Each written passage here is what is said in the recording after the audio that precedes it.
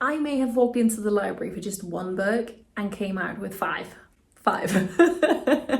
Also accidentally bought way too many books on a late night scroll. So let's talk fantasy, impulse decisions, and all the books that I am ridiculously excited to be reading. If you're new here, hi, I'm Liz. I read a little bit of everything, but mostly fantasy, and I've got a thing with contemporary romance books at the moment, and also, in general, books that stay with you long after the last page. I post new videos every Thursday, so don't forget to subscribe if that sounds like your vibe.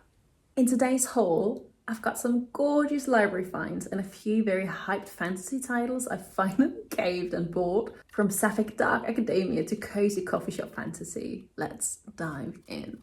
I absolutely love my library. I'm so impressed by them. They are really good at being on point with the latest book trends, and they even got this quite big section that just has a huge sign that says booktok books, where they face off the book with the front cover out, and I love that place. And they've got so many intriguing books and I just want to grab them all home. I only came out with 5 this time.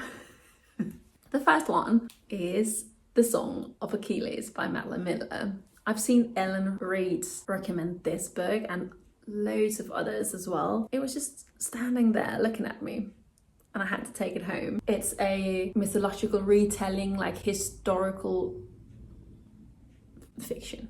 I was about to say fantasy, no, historical fiction. So as I said, it is a mythological retelling of Achilles and Patroclus. I'm always butchering names. It reimagines their bonds from childhood to lovers during the Trojan War, and just giving voices to characters that history tend to gloss over a bit. I've cheated a little bit because I'm already 100 pages in, and I'm completely hooked with the emotion and the storytelling and the characters, and I'm just hooked. It's already beautiful and tragic and devastating, and you do not need to know any of the Greek mythology before reading this book, because it's the emotional connection between the characters that are driving the book through. Even though it's a story where you know the ending and it will shatter you, you just keep on reading, because it's so beautiful written, and it's just perfect if you love slow and character-driven tragedy with poetic writing. So this book is a republished version when the book had its 10 years anniversary, and Madeline has done a bit of a foreword, and it's just so beautiful to hear a bit of her story as well, because apparently she's educated in the Greek classics and history sort of thing. I don't know what it's called in English. I can just identify so much with her because she was studying this, and she has forever been intrigued by the relationship between Achilles and Patroclus, but hasn't really found the perfect sort of setting to be writing about their relationship, because she wanted to do it as part of her thesis. But, and I love her for this, I see myself in her so much. She was like, I can only write 100 pages in my thesis, and that is so not enough to be exploring their relationship. So she wrote a book. I love it. I absolutely love it. Can't wait to finish this book and get updated on my Greek mythology. Next up is Legendborn by Deonn? Again, I'm butchering names. Legendborn mixes the legend of King Arthur with secret society, campus drama, and a strong female black lead who's grappling with grief and identity. The main character, Bree, is still reeling from her mother's death when she joins a pre-college program where she uncovers a secret magical order that is connected to her family's past. And this book is supposed to be packed with magic and legacy and romance and raw emotion. And the way it handles intergenerational trauma and power is said to be just so incredibly well done. The vibe I'm getting from this book is Shadowhunters meet academia with serious emotional depth and a heroine you can't help but root for. And have I said that I love my library? Next up is The Atlas Complex by Olivie Blake. It is the final installment of the Atlas 6 trilogy. There are magical scholars, there are psychological warfare and moral grey everything. The story revolves around 6 elite magicians who are inducted into this secret society that are safeguarding arcane knowledge. It is filled with betrayal and manipulation and some deeply philosophical magic systems. I absolutely adored the first book for all of its tension and complex characters. The second book slowed down a bit. I still loved it immensely, but it slowed down a bit. But this finale promises all of the emotional payoff and reckons and absolute chaos that I've been waiting for. And I think if you like dark academia that is cerebral and stylish, this book is definitely for you. A Study in Drowning by Reid was almost a 5-star read for me, like 4.75 or something. And yes, I've already read it. Because I'm 5 years old and I cannot not read a book. It follows Effie, a traumatized first-year architect student who somehow wins a contest to restore a crumbling manor once home to famed author that she absolutely idolizes. But when she arrives, she is once again haunted by strange visions and sinister secrets and a rival student who is also on the hunt for the truth. It is gothic, it is hauntingly atmospheric and quite emotionally layered as well, tackling misogyny in academia, fantasy versus reality, and healing trauma. It is absolutely beautifully written with a slow burning plot that just helped me through the entire thing. I read it in less than 2 days. Have I said that I absolutely love my library? Next up is A Curse for True Love by Stephanie Garber, and I mean, I thought this was the first book in the series. I had a brain fart at the library. I just saw it and was like, I've been looking for you. But it's actually the last one in the Once Upon a Broken Heart trilogy. So I guess I'm starting with the last book. No, I'm just kidding. I just still wanted to show you guys.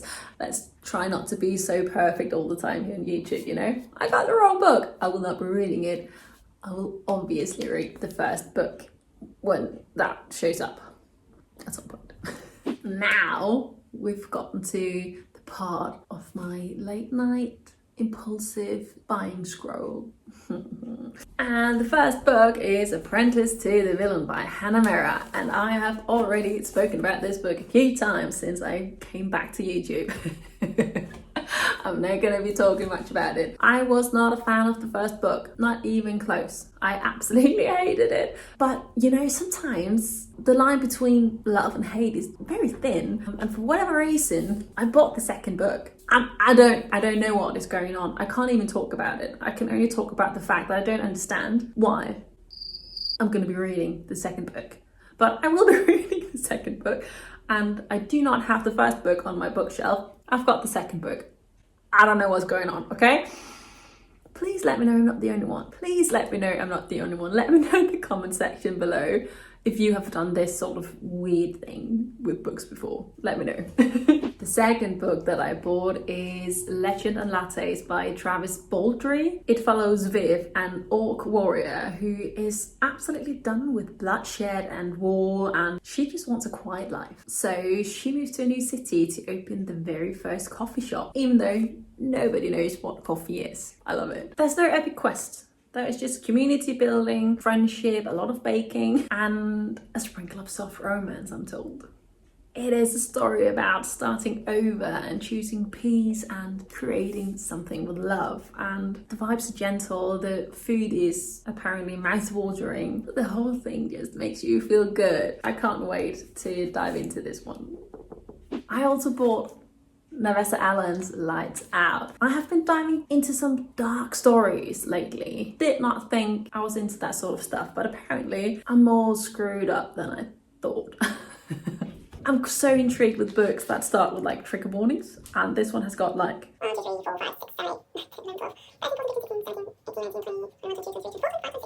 27 trigger warnings in this book, and I don't know.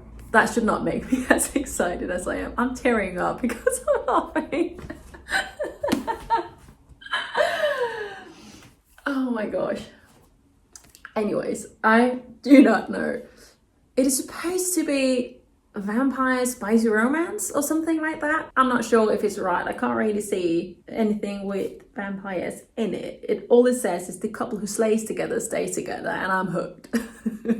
And I know that TikTok is just screaming about this one, and I'm just so ready for all of the tension and the snarky banter. And if it got vampires in it, it's got vampires in it. Apparently I'm re-entering my vampire phase, so I'm excited. The last book that I bought is When the Moon Hatched by Sarah A. Parker. And this is a epic fantasy dark romance novel that has dragons and celestial magic and a slow burn romance wrapped up in ancient prophecy.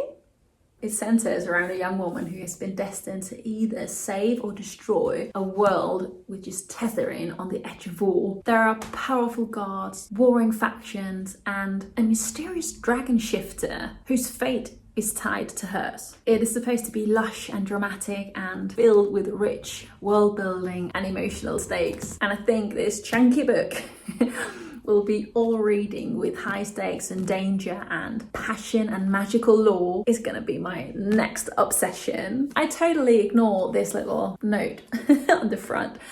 It says Hålkasten on it, which is just like it's secondhand or defect or something like that. I mean, I think it's the tiny miscolored pages here that is its defect. So I got it at a great price. I didn't pay full price for it, but I don't even care. I'm just excited to read it. Also, at my library, I totally forgot. I'm just gonna put this in. I'm actually done filming, but I just remembered 2 more books. They are Shattered and Slated by Terri. I'm loving it. These books I found at the free station, swapping station or whatever, and it's not that often that this swapping station has got English books. I prefer to read in English because I feel there's so much lost in the translation from English to Danish. Danish isn't that rich of a language, and it's also easy for me to be talking about books in English with you guys if I've read them in English instead of me having to translate all the time. But that's just a minor part of it. I actually thought that there were some other books that I've seen. Shatter Me, I think. I just saw Shattered. And again, sometimes I'm just having brain farts all of the time at the moment with books. And I was like, oh, Shatter Me, that's the one. I'm just going to go for it. And the second one as well, or the first, or I don't know. I do not regret taking these 2 books home. I don't know much about them. Kyla's memory has been erased, her personality wiped blank, her memory is lost forever. She's been slated. The government claims that she was a terrorist and that they are giving her a second chance as long as she plays by their rules. But echoes of the past whisper in Kyla's mind. Someone is lying to her and nothing is as it seems. Who can she trust in her search for the truth? I mean, what's not to love? I'm excited to be reading these as well at some point. And with that said, that's my latest haul. It was quite a big one. Let me know if you've read any of these books and if you've got any recommendation as to which books I am to prioritize reading next. And if you want to see how many of these books I actually get to reading, keep an eye out for my upcoming reading vlog. Thank you so much for watching. Don't forget to like and subscribe and tell me your latest impulse book buy. Stay messy, stay magical, and keep on reading. Bye.